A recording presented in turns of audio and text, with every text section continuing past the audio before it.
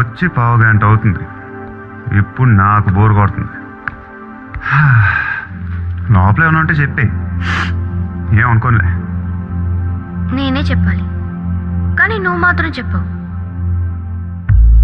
ఇష్టం ఉన్నా చెప్పవు. నాకు తెలియకుండా నన్ను ఫాలో అవుతావు. కనిపిస్తే అసలేం లేనట్టుగా మాట్లాడతావు. నిన్న ఫోన్ చేసినప్పుడే నీకు తెలుసు ఇలాంటి టాపిక్ ఏదో నేను మాట్లాడతానని, కానీ ఇక్కడ మాత్రం ఓ ఇన్నోసెంట్ ఫేస్ పట్టుకుని కూర్చుంటావు. నేను అనుకున్న దానికన్నా ముదిరే నువ్వు. ఎవరు కాదు, ఈ రోజుల్లో అందరూ ముదరలేనండి.